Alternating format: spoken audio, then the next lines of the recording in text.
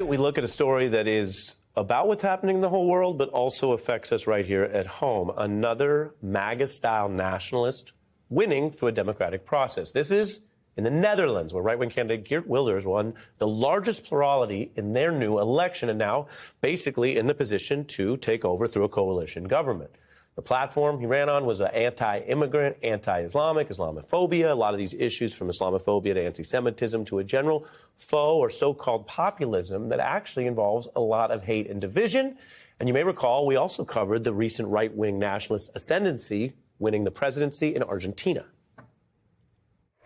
The far-right party of Geert Wilders has won the election. Right-wing former TV pundit Javier Milei has won Argentina's hotly contested presidential runoff election. His victory speech replete with Trumpian turns of phrase. Have drawn comparisons to neighbor Brazil's former president Jair Bolsonaro, as well as former President Donald Trump. He's a radical politician. He's anti-Islam, anti-immigration. Mr. Milei has also pledged to loosen gun laws and ban abortion. And he and his vice president have repeatedly been accused of lacking respect for democracy. These issues in this history is, of course, broader than MAGA. And yet at the same time, there are clear signs these leaders are at times drawing on Trump's MAGA playbook, even as Donald Trump is not exactly the person you'd first want to mimic, given that he awaits trials that could interfere with his attempt to get not only a second term, but what I've called a life term when you look at what he wants to do, as well as misusing the government for revenge plots and illegal persecution of opponents. Trump has talked in the second term about weaponizing the DOJ further and using military force against demonstrators. We've had multiple authoritarian experts on this program talk about how that approach and signaling it in advance to normalize it and using the emergency powers of the state to do that which otherwise would be flatly illegal and opposed is a hallmark of authoritarian creep. Meanwhile, a new report says democracy is backsliding recently. Trump and others are part of not only a return to a form of government that's been discredited, but has found pockets of support, including in democracies and including, if you need to think about it this way, in democracies in the West, like Europe. We're joined now by someone with a lot of credibility on this issue. Bill Kristol is editor-at-large for The Bulwark, director of the Republican Accountability Project, Bush White House veteran who has spoken out repeatedly and early against the danger of Trumpism and the authoritarian part. What do you see in these elections abroad? And this is one reason some of us were so alarmed by the rise of Donald Trump. It wasn't just we didn't like him much or we disagreed with him on this policy or that. We thought it was a kind of authoritarianism, a bigotry, demagoguery that could take hold here. It was beginning to take hold in some other countries at the time, had taken hold in some places like Hungary. And that what happens in America gets exported and vice versa, right? So it's not just the citizens of America who are not immune to these appeals of bigotry and demagoguery and authoritarianism, unfortunately. It's citizens elsewhere. The good news is that Argentina went, from my point of view, in the wrong direction. Brazil went in the right direction and threw out Bolsonaro. Netherlands. And addressed very quickly the efforts there to overthrow democracy. Right, better in a way. I mean, they didn't have it. You know, they preemptively prevented, in a way, a January 6th, more in a way that we did, perhaps. Netherlands went in the wrong direction. Poland went in the right direction. One thing that these things all have in common, incumbents lost. Some political scientists wrote something about this recently. Since 2020, with a couple of exceptions only, incumbents have lost in most of the big democratic nations, including Trump in 2020. And unfortunately, there's a mood around the world. Maybe there's some justification for it. The governments aren't working well. The economy, democracy, the other things. Leaders aren't responsive.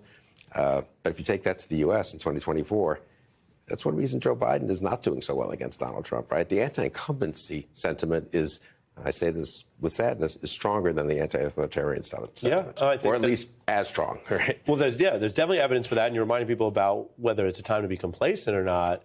I'm old enough to remember when you didn't want to be called fascist, where whatever tactics you might have used, even on the far right, you really kept a line between that and what was seen abroad. And Reagan, people can debate the Reagan legacy, but on the right, Reagan for a long time set that tone. There has to be a difference between what America does and those kind of fascist and authoritarian regimes. Let me now introduce you to Mike Huckabee's current vintage, where he's cheering this. Take a look. It happened in Argentina. It happened in the Netherlands. Do you think it happens here in America next November, too? I do. Here's what we're seeing. People across the globe, whether it's in the Netherlands or in Argentina or here in the United States, have decided that these policies of big government, their lives are being impacted by it. So I'm thrilled to see this kind of alliance. Let me put it like this. It can happen here used to be a warning. Now it's a campaign slogan? Yeah, and Huckabee's thrilled by it, but he's, of course, not central to it. Steve Bannon, someone on the last panel correctly said at the end of 2020, during the 2020, the January 6th stuff, Bannon was kind of a fringe figure who was causing a huge amount of trouble, but wasn't central to the White House or to the government. Bannon is Trump's most important guide and counselor right now. Bannon is the center of MAGA. And if you think hard about what a Trump second term looks like, it is much worse than a Trump first term. Trump first term, he was going to fix the problems. He was a businessman. He was going to do this. He did a lot of bad things, don't get me wrong, Muslim ban, really a lot of bad, dangerous things. But there were people who stopped him, including, as you discussed earlier, Mike Pence at the end of the day on January 6th. But Bill Barr, Mike Esper, all these people weren't quite willing to go that last mile. There's going to be no Mike Pence in the next administration. No Bill Barr, no Esper. No, and that's an important alert you're sounding. The final piece I want to ask you is, how much of this is about trends and democracy? You mentioned incumbents, this and that. And how much of it is about hate? Because authoritarianism has always been linked with hate. If you look in the European history, anti-Semitism, a lot of Islamophobia now, especially in the immigration issue. If you look in America, we have a domestic racial context to that. A lot of the right wing is hate against black and brown people. Then there's the replacement theory. Places that people don't always think of like this in the modern time. You take France, where they've had, the Le Pen and that party. That's gotten more mainstream support than people would like to believe. They say, we learned our lessons. So I'll give you a quick authoritarian joke and then let you answer. Okay, you ready? You ready? Because, we can't be all serious all the time. Le Pen was, the Le Pen Quotidien, right? Yeah. That's the bakery. Right. All right. What's wrong with Le Pen Quotidien? That would be her. The other Le Pen? Yeah, no, tell me. The croissants are anti-Semitic. It's not bad. Not bad? It's hard to do these. Great. It's better in French. The joke comes over much better. Like the croissant I won't recipe. make you say it in French. So I won't try to say I lighten it in the great tradition of laughing, through our sorrows. I lighten it, but I ask you, how much of this abroad here is about that? Hate. No, a lot of it is about that, and it's always been there. And the great virtue, and maybe it was mostly good luck, honestly, but it was some we deserve some credit for it in America, it was mostly kept. It was bad, and God knows in the South with race it was horrible, but it was mostly kept under check. So there's a George Wallace, or there's a Pat Buchanan, or there's a Joe McCarthy, but they don't ultimately prevail, and they don't prevail over most of the country. Right. George Wallace lost. Donald Trump won the Electoral College. Right. Pat Buchanan is marginalized from the Republican Party. Joe McCarthy has 3 or 4 years where he's an extremely powerful senator, but he's not become president of the United States. Having a president who embodies these forces for 4 years does a huge amount of damage. Having him try to stage a coup, fail, and now he's the front runner for one of our 2 major parties and is signaling very clearly, as you said, what he's going to do if he takes over a second term, and half the public right now is for him.